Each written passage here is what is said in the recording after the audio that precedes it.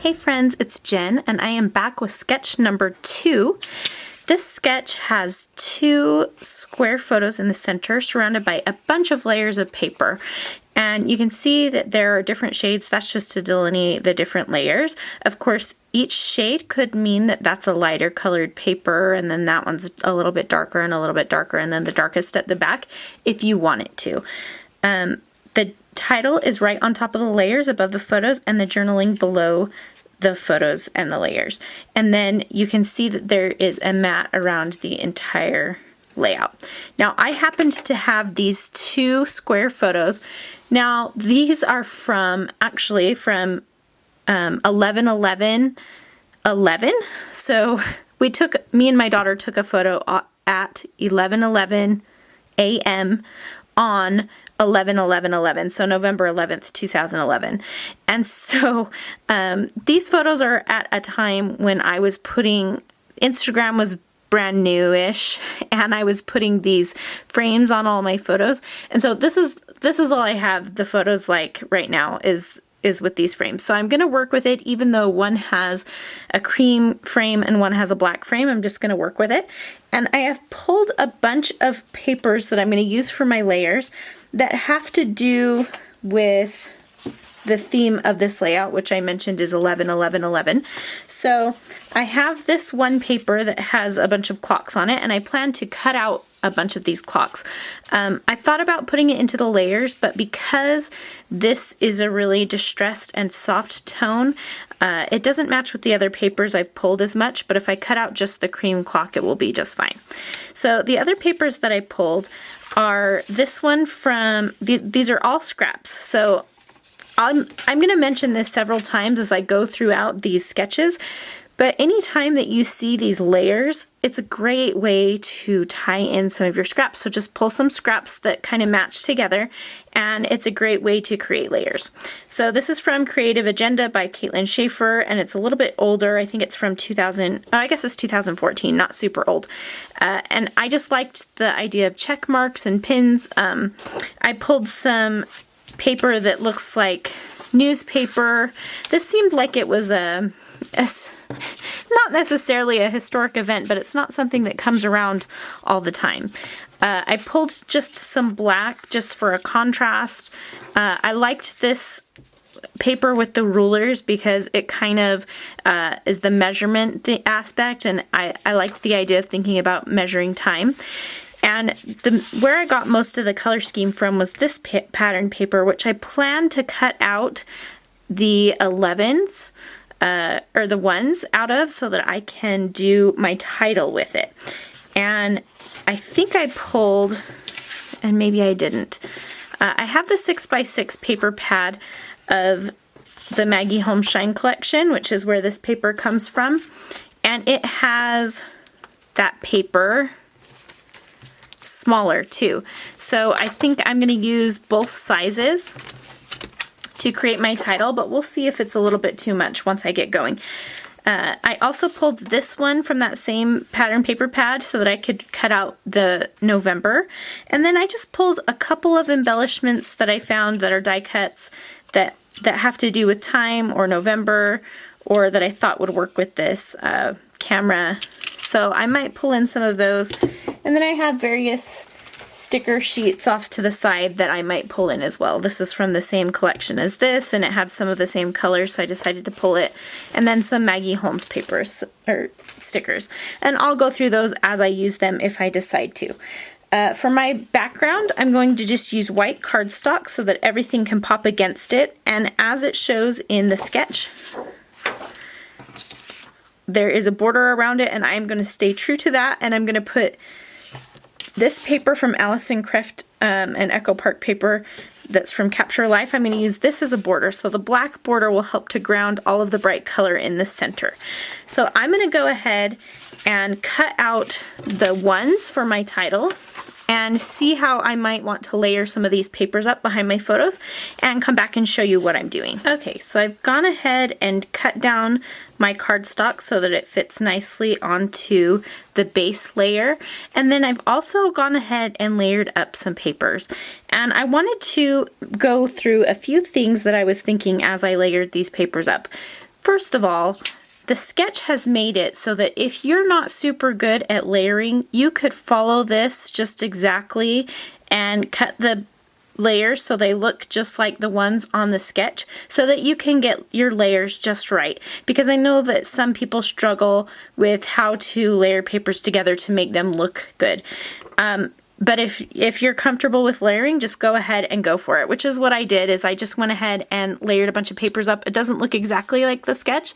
It doesn't have to, but if, like I said, if you like the comfort of following it exactly, then you can totally do that. So I really like the way that these layers look, and like I mentioned, I was struggling with the photos because they're a little bit different from each other and they're a little bit old school. But what I decided to do as I layered these up is I placed the photos very intentionally. Now, originally I was going to put the photos like this, but when I had layered up the papers, I had the black on this side, and there's a lot of black on this text print here, and it pops more against the white than it does against the cream in this pattern paper. And so by switching the two of these, it helps me to balance that darkness. So now I've got the black on this side and on this side.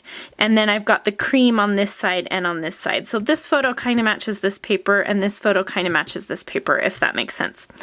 Now, like I said, I really like these layers, and so I went ahead and cut out all of my ones so that I could do my title.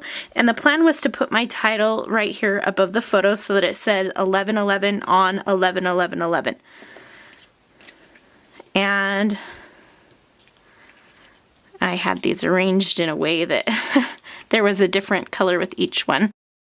And as I laid those on, they're just not popping. This paper right here is really distracting from these letters. And so as I was placing those on there, I really wanted those to stand out. And I really like the idea of using these ones for my title. So I decided that I would take this pattern out of the layers and add in another black and white pattern. And so this is just from another 6x6 paper pad. This is from the Crate Paper Notes and Things 6x6 paper pad. And you can see when I add that in there, already these numbers are standing out more. And I decided that I'd go a step further and take out this yellow piece. So now with those two pieces removed, you can see that my layers are very neutral now, which helps the photos to stand out since they were the thing I was struggling with to begin with, but it also helps my ones to stand out there. So what I'm going to do now, I'm going to just leave it to these layers, and this is 4 layers, just how I have on the sketch. The sketch has 4 layers as well. I'm just going to go ahead and adhere all of these down, but I'm not going to adhere it to the background because I may need to move the center piece down a little bit to accommodate the title, and that is totally fine. This piece can move anywhere on this page, really, up and down, and so I might move it down to accommodate a larger title.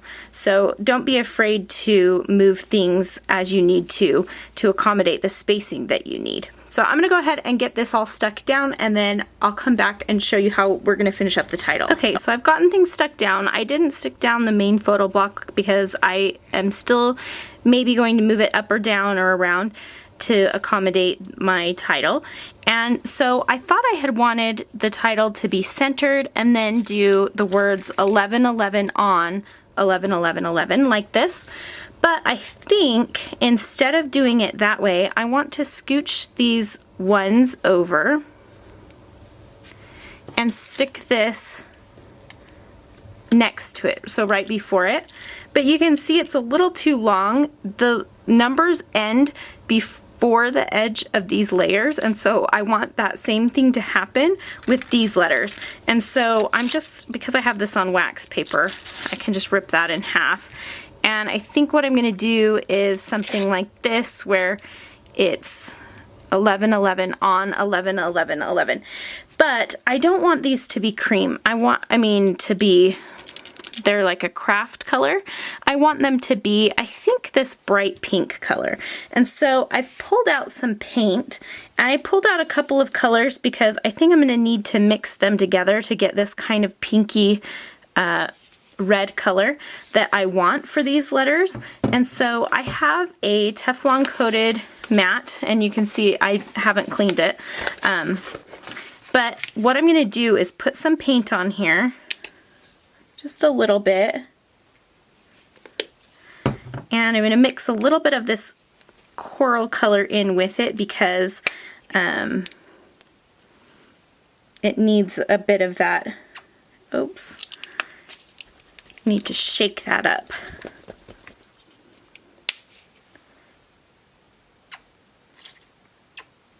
It's a little bit liquidy. I haven't used it, and it's been sitting in the bottle for quite a long time, so that will happen. So I'm just going to pull an old paintbrush, and I'm going to mix these colors together until I get a color that's close to the color that's on the paper. And when I paint it onto the craft, I think it will soak into it a little, so it will give it a deeper color. I'm going to try painting this one to see what color I get, and then I can determine whether that color is going to work. See, it's a little bit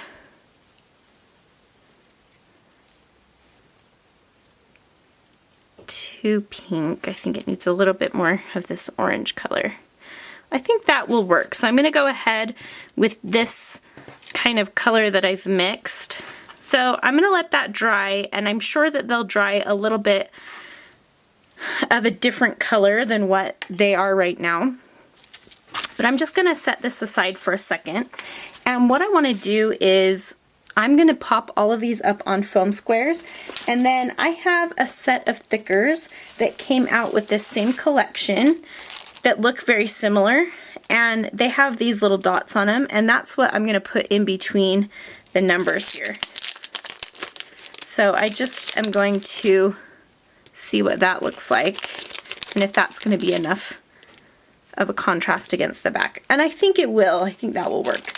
So I'm going to go ahead and get these up on Pop Dots and let my other letters dry and glue my title down, and then we can come back and finish the layout. Now I can move this up now that I'm not going to place the rest of the title above these numbers, and so I am going to leave it.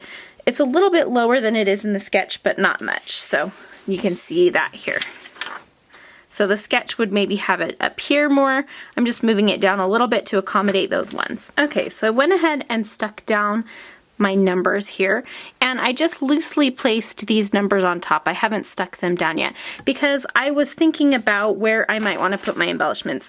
Now in the sketch, it shows embellishments on the top left and on the top right, or on the bottom right of the photos. And so I thought, because I cut out these clocks from that clock paper, that these would be a good kind of like a base for all of my embellishment. And so because they're circular, I'm kind of playing right off the theme of these circles.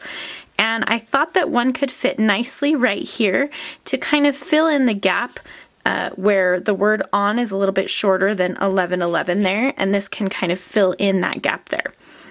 And then this one can come down here and maybe go underneath the photo for just a bit of a different look and create my embellishment cluster down here. Now I could put it even closer down here, but I think I like it better kind of over here in the corner.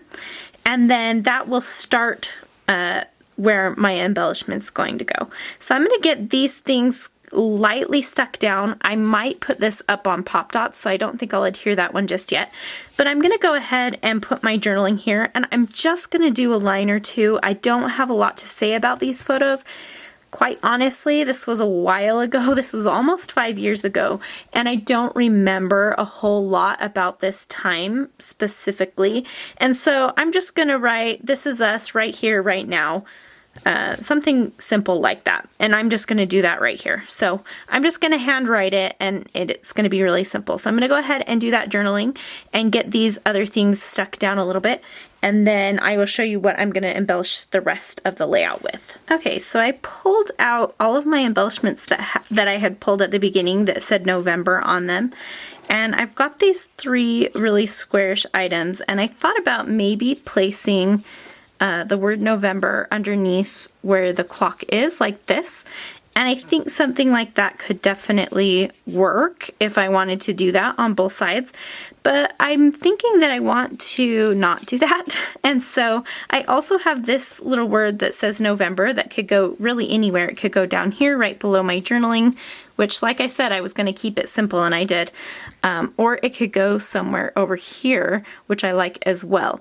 And so I'm going to just leave that for now and see if, because this is creating a weird space right here that I'll need to fill. So I'm going to wait and see if there's anything else that fills that space, or if this will live somewhere else in a little bit better. And so I think I'm going to take the sketch very literally and do some circles. Now I might not put them in exactly the same spots that they are on the layout, but I am going to do them.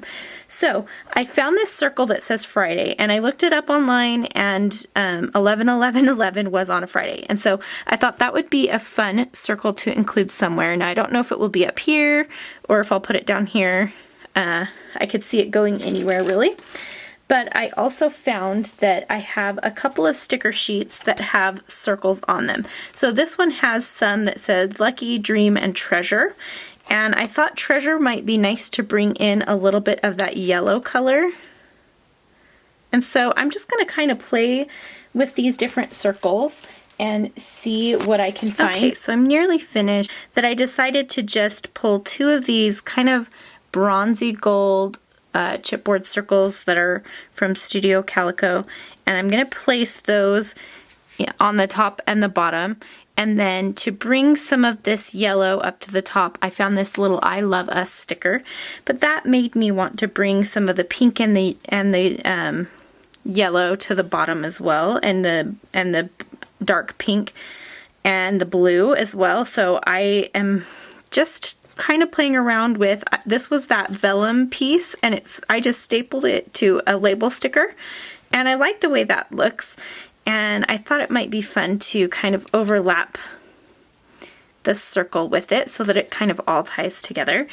And for blue, I found this little piece that says Follow Your Heart, and I can't decide if I really like it, and so I'm trying to kind of play around a little bit to see if I really like what the blue does for the bottom, but I don't know that the placement is quite right, and so I'm playing around a little bit with that. And so this might work if I overlap things a little bit.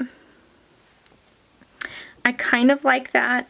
I also thought about putting the word together over the center of our photos, and that's kind of a lot going on, but I'm kind of on a more is more kick right now, and I kind of like it, so I think I am going to place that down, which is weird, but I think I'm going to do it. I've had this chipboard piece sitting on this wax paper for months, and I've just been waiting to place it on a layout. So I kind of like the way that brings the photos together, and it says together. So I think I'm going to start adhering these things down, and I'm just thinking about how I can make this bottom cluster all come together. I think it looks okay as it is right now. Let me just put some adhesive back on this. I took the adhesive off the backs of these. They were pre-adhesived products, but I took the adhesive off the back of some of them just so that I could move them around. And that is adhered down. I'm just going to put a little bit more adhesive right there so it sticks. And I'm thinking about this. I am going to pop this up on a foam dot no matter what, so I'll go ahead and do that. I think if I bring this up so that it touches the clock, I might like it better.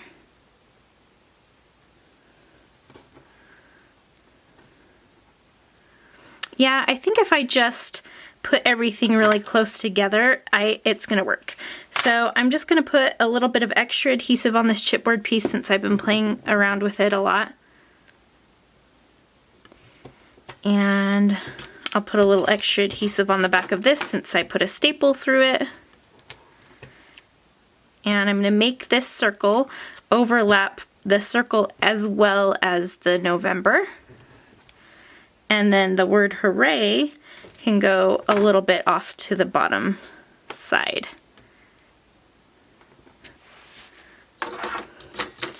Okay, and I'm liking the way that looks. Now, I do for sure want to, because I didn't put very much journaling, I know that the space on here is a lot more than what I've taken up, and I'm totally fine leaving that blank.